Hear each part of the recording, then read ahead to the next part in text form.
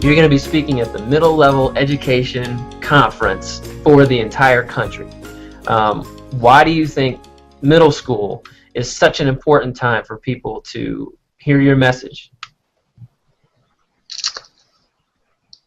I think it's important in middle school because I feel like that's an age where you really tune into people's differences. In elementary school, you recognized them, but there was almost a shield of oblivion of, so what, as long as they can play with me, who cares? But they're more in tune, they can pick that up. And they're trying to figure out not only themselves at that age, but also each other. And I feel like if you promote inclusion and educate them right off at that level, then there's no real difference to be, explored individually. They just know. Excellent, excellent. All right, how about you, Jamie? What do you have to say? I agree with Danielle completely. I mean, I know elementary school, it's a time where you just want to go to play at recess, just like you said. And I think along with the side of noticing the differences in everyone and everything around you, you notice the difference within yourself and how, you feel like, oh, I'm in middle school now, I'm a big kid, I'm not in elementary school anymore, I can do this. I call it the learning time because you pretty much, you become more apt to listen to everything that's going on around you, and you want to either be the popular kid or you want to be the one who's going to be valedictorian when you get to high school. You're bombarded with so much that possibilities and what could be done and what there is, that I think leadership and everything like that. I know I joined every club in middle school because I wanted to see what I wanted to do. And the only one I stuck with was Special Olympics because it's where my leadership, where I had a passion, where I wanted to change the world. And I think that middle school is that time where you can find out where it's going to be. So. Excellent, excellent. As I said, and you can tell just from the way I'm speaking, we're so excited to have you both as keynote speakers at our annual conference. And, I'm sure you'll have lots of messages and lessons and things that you want people to learn from your keynote speech. What's maybe one thing you want people, when they walk out of that room, what do you want them to say, oh, that's it, I got that? I think, especially since we're talking to the educators, that they set an example for their students. Students, no matter what age they pick up on, how their teachers respond and act to other students. So really, it's in their control to really accept and include the other students that have disabilities. And, through their behavior, they can accept change, or they can promote change.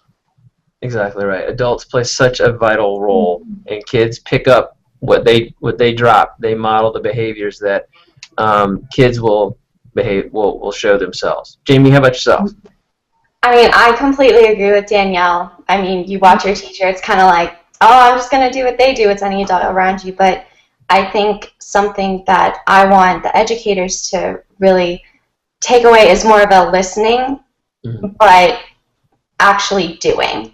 And because we can talk as much as we want about our personal stories, about what we've been through, about what we've done, but unless they're willing to take it back to their personal schools or their community, there's going to be a wall that we have to break down. So I think just making sure that they realize that they can do it. I want them to be encouraged, positive, that they can take back the positive attitude, they can go back to their communities, they can promote inclusion, they can promote acceptance. I don't think there's really a message. I don't know if there's a simple way to say that, but I just want them to be positive and know that they can make a difference. Excellent. Well, I'm positive just from listening to you all that I think your message is going to make a difference. Last question. This is a free-for-all. So any last thing that you want to tell the AMLE world out there today? I think what I would like to say is just be open to the youth perspective and the youth voice. I think it's easy for educators to go into a session and have it be led by youth and just dismiss it because they might not have the credentials or education. But I think it's important to know that they have valuable experience and they have something to share with you, and that it's valuable for you to listen. Excellent. Thank you, Danielle. How about yourself, Jamie?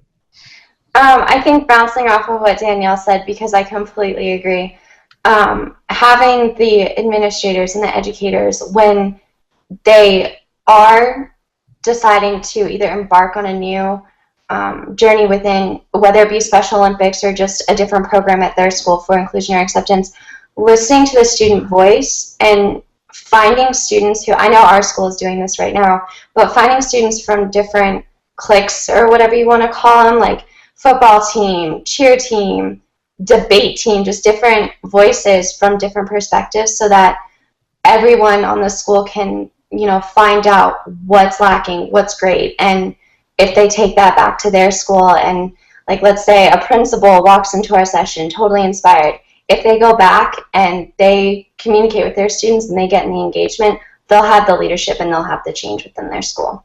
Mm-hmm. Right.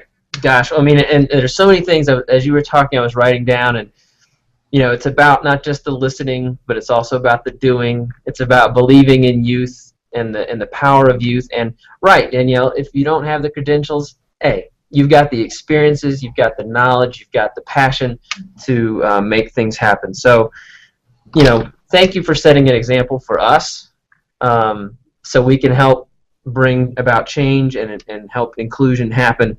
And thank you for being a part of the AMLE team. You talk a lot about teamwork, and we appreciate you being part of our voice here.